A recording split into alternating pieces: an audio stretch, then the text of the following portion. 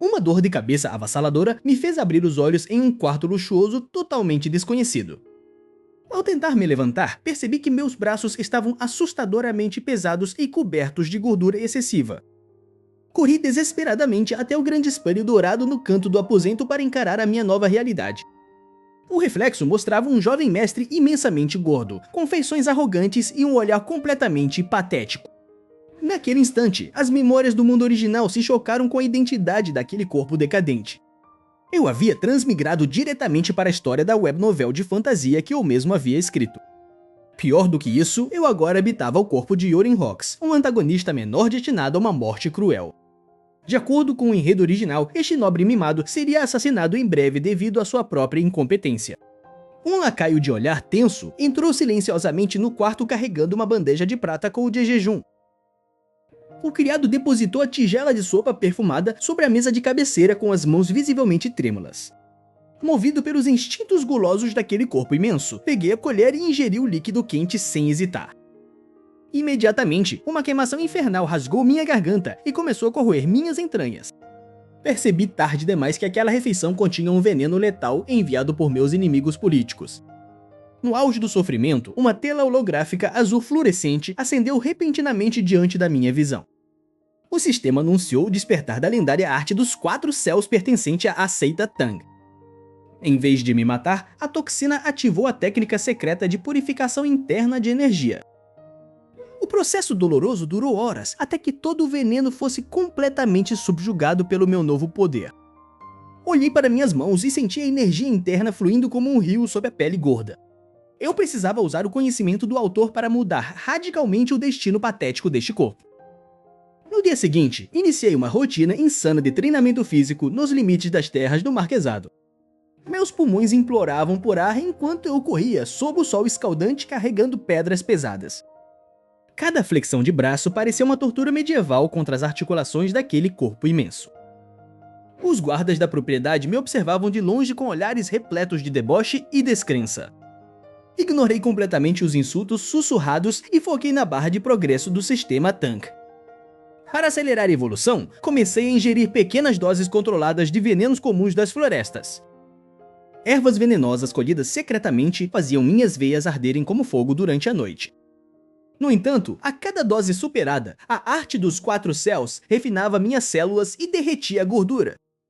Ao final da primeira semana de esforço contínuo, a imensa barriga já havia diminuído consideravelmente. Passei a praticar a caligrafia pesada para desenvolver o controle fino dos músculos das mãos.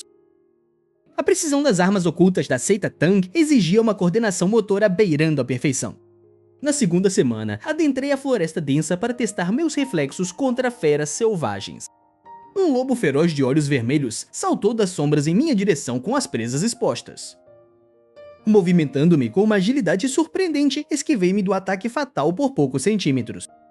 Com um movimento rápido do pulso, disparei uma adaga oculta embebida em veneno paralisante. A lâmina atingiu o pescoço da fera que desabou imóvel no chão em poucos segundos. O sistema piscou confirmando o ganho de experiência e a purificação total do meu sangue. 3 semanas se passaram e a transformação radical do meu corpo estava finalmente completa. Eu não era mais o jovem mestre obeso e inútil que todos costumavam humilhar. Agora, possuindo a cultivação da seita Tang, eu estava pronto para enfrentar qualquer ameaça deste mundo. Mas a minha paz durou pouco, pois passos apressados ecoaram em direção ao meu pátio de treinamento. Um mensageiro arfante surgiu trazendo um decreto urgente assinado diretamente pelo meu pai, o Marquês. O documento ordenava minha presença imediata na arena de combate para um duelo que eu não deveria vencer. Creed, o prodígio mais cruel do reino, havia sido contratado secretamente para me eliminar diante de toda a nobreza. Creed caminhou firmemente pela arena de pedra, arrastando sua enorme espadachim que soltava faíscas contra o chão. Eu apenas sorri diante de sua arrogância, sabendo exatamente cada fraqueza de seus movimentos, porque eu mesmo os havia escrito. Meu pai observava tudo do camarote principal, com os braços cruzados e uma expressão de profunda dúvida sobre o meu novo potencial. De repente, o portão de ferro no fundo da arena começou a subir lentamente com um barulho metálico estridente. A criatura conhecida como Borak avançou para a luz, revelando suas garras afiadas e uma bocarra cheia de dentes afiados. Creed não esperou e desferiu um golpe horizontal violento, tentando decapitar o monstro instantaneamente. O monstro saltou para trás com agilidade impressionante, fazendo com que a lâmina de Creed cortasse apenas o ar seco. Eu ativei imediatamente os passos de dragão, deslizando pelo chão como uma sombra fluida e silenciosa. Meus dedos deslizaram para dentro do manto, segurando com firmeza 3 adagas de aço perfeitamente equilibradas. Concentrei o veneno interno acumulado em meu núcleo, diretamente nas pontas afiadas daquelas lâminas ocultas. Com um movimento rápido do meu pulso, as 3 adagas voaram em trajetórias curvas e complementares pelo espaço. O Borak rugiu de dor quando as armas venenosas perfuraram seus pontos vitais traseiros com extrema precisão. Ao ver que eu havia roubado sua presa, Kraid se virou contra mim, canalizando toda a sua aura destrutiva na espada. Ele investiu em linha reta como um touro enfurecido, quebrando as pedras do piso a cada passo pesado. Utilizando a técnica invasiva da seita Tang, curvei meu corpo para o lado no milésimo de segundo correto. Enquanto passava por ele, encostei levemente 2 dedos carregados de toxina paralisante na junta de sua armadura. O corpo do prodígio travou instantaneamente, fazendo com que ele caísse de joelhos com um estrondo humilhante. Toda a plateia da nobreza silenciou em choque completo absoluto diante da queda rápida do guerreiro invicto. Meu pai se levantou lentamente de seu trono, batendo palmas em reconhecimento à minha vitória incontestável. Com os recursos obtidos pela aposta ganha, arrumei minhas malas e parti imediatamente em direção às montanhas do oeste. Meu objetivo principal naquela região remota era encontrar o ferreiro recluso que guardava segredos imperiais. Adentrei a caverna fumegante, onde o calor escaldante derretia o suor diretamente sobre a minha pele. Lá estava Giranox, golpeando uma barra de ferro vermelho com uma força que fazia as paredes tremerem. O velho anão olhou para mim de soslaio, berrando que não trabalhava para nobres mimados da capital.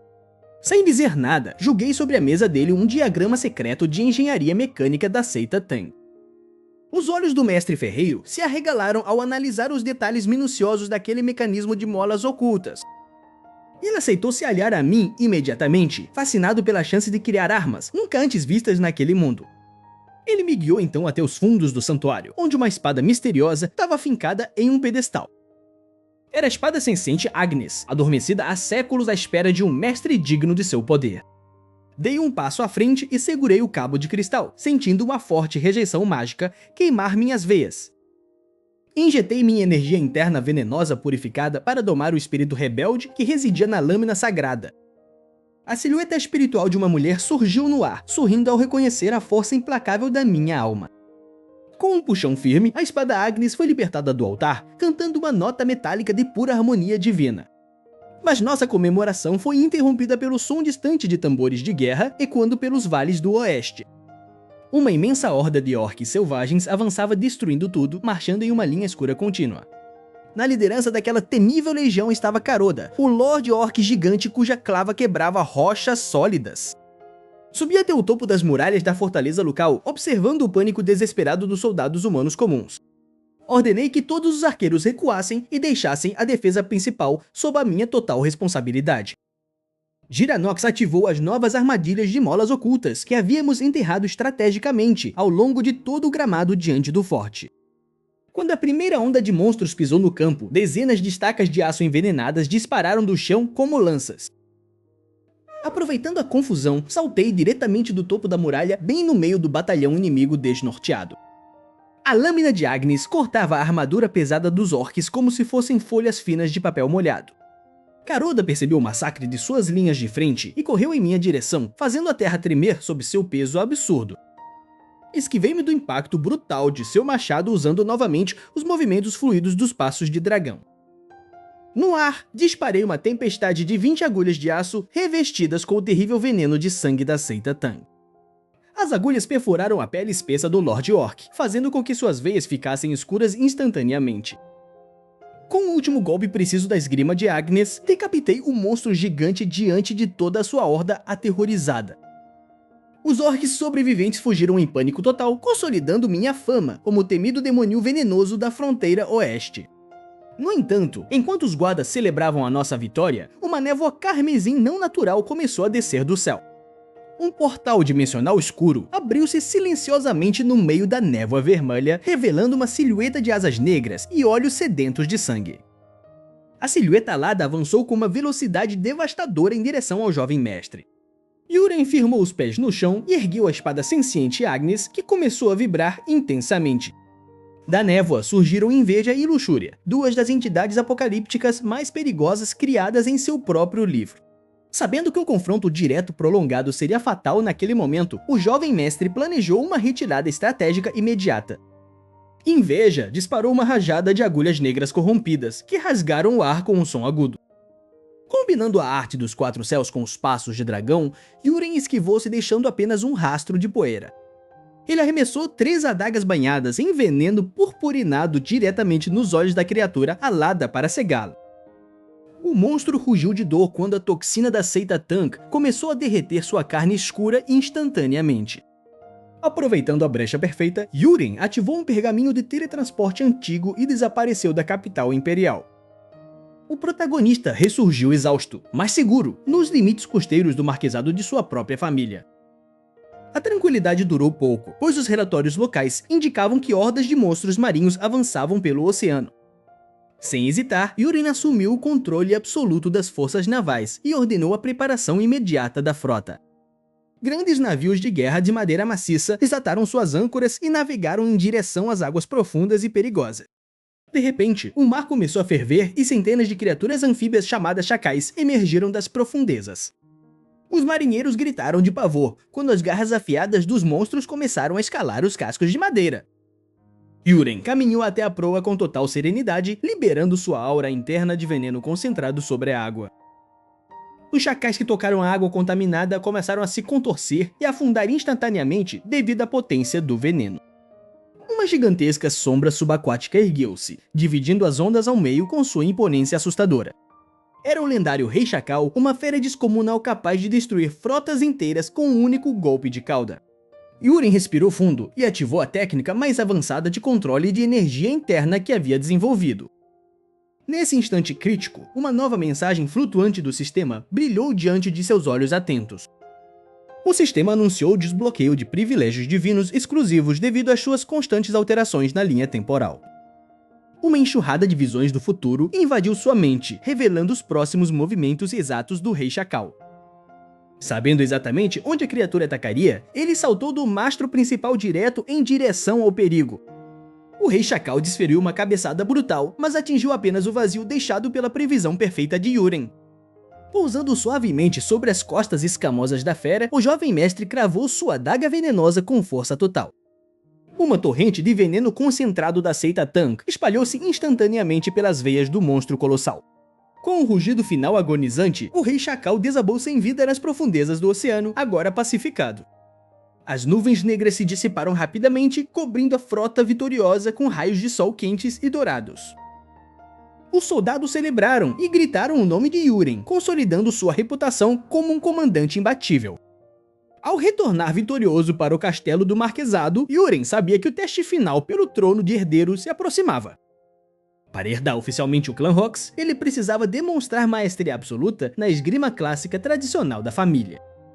Em vez de treinar exaustivamente por anos, o jovem mestre trancou-se na biblioteca apenas para ler os manuais antigos. Sua mente genial de autor combinou instantaneamente as técnicas de esgrima clássica com os segredos internos da seita Tank. Com apenas algumas horas de leitura, o sistema confirmou que ele havia dominado a esgrima clássica em nível perfeito. No dia seguinte, a arena principal do castelo estava lotada de nobres e cavaleiros ansiosos pelo julgamento final. O Marquês Rox sentou-se em seu trono central, observando o filho avançar com passos firmes e postura impecável. Diante de todos os rivais que o humilhavam no passado, Yuren desembainhou sua lâmina com uma elegância inigualável. Ele executou uma sequência de movimentos tão veloz e perfeita que criou uma onda de vento cortante por toda a arena. Os juízes e os cavaleiros veteranos caíram de joelhos, boquiabertos diante da técnica divina exibida pelo jovem mestre. O Marquês Rox levantou-se e declarou orgulhosamente Yuren como o único e legítimo herdeiro do trono da família. Toda a arrogância do antigo corpo obeso fora substituída pela presença imponente do governante supremo do veneno. Ele havia reescrito completamente o seu trágico destino original, transformando um figurante patético no ser mais poderoso daquele mundo. Sentado agora em seu merecido trono, o jovem mestre Tang observava o horizonte, pronto para governar sua própria criação com punho de ferro.